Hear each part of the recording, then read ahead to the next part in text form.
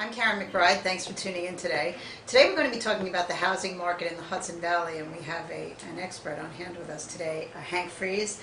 Hank is principal of Henry Freeze Real Estate in commercial real estate in White Plains. Right.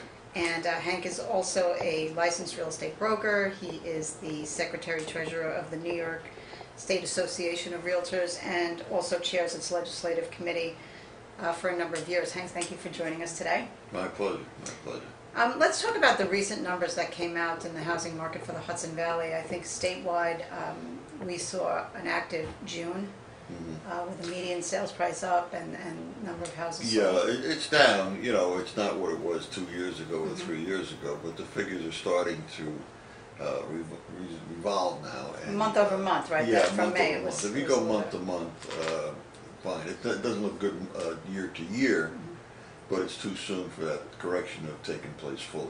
Now, despite what we saw statewide, though, in lower Hudson Valley, we saw median prices fall, actually. Well, they fell all over. We didn't. Month. We're a little bit insulated here in Westchester. I talk about Westchester specifically.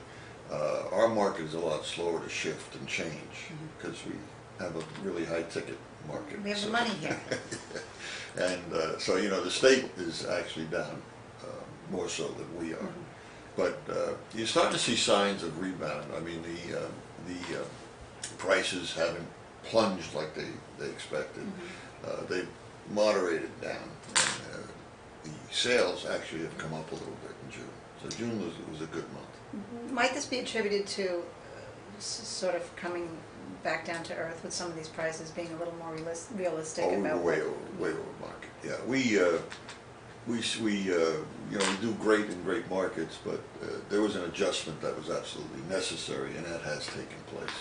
So you'll see as the prices fluctuate downwards a little bit. We took about a 15% reduction in prices, and if you want to sell in today's market, you just have to, you know, adjust to it. Be That's all there is realistic. to it. Yeah, I mean, you just can't hold out. And the funny thing about people is that, you know, to buy a house for $250,000, and in a great market like we had, it's probably appreciated up to $600,000 or $700,000. And now they can't get $700,000. So they say, maybe they can get $600,000. And they say, oh my God, I lost $100,000. You didn't. You gained $350,000. You know, but that's human nature. The guy down the street, you know, he got $700,000 2 years ago, so I should get it today. And that's just not going to happen. And it's good. The market needed the adjustment. It really did. So are things going to get a little worse before they get better, or what do you see? Well, in the we're next pretty 6 months? much near the bottom right now. I don't think we can really go. I mean, any change now downward is going to be insignificant. I think we've reached the low point, and we'll just start to rebound and come up. Which is real estate. It's cyclical. It never has been any different. It just can't keep going up straight for forever, and it can't plunge down forever.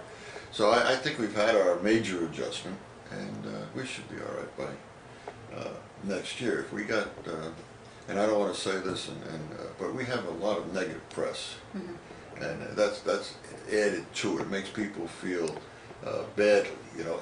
The perception. You're reading, yeah, and what happens is you get an Associated Press bulletin story, and it appears in your local paper. The person reading the local paper sees this horrendous market that could be out in Kansas, but they read it in their local paper and they think it's here. So they have to be a little more judgmental about it. So you're optimistic? Yeah, I think we're going to have a good year.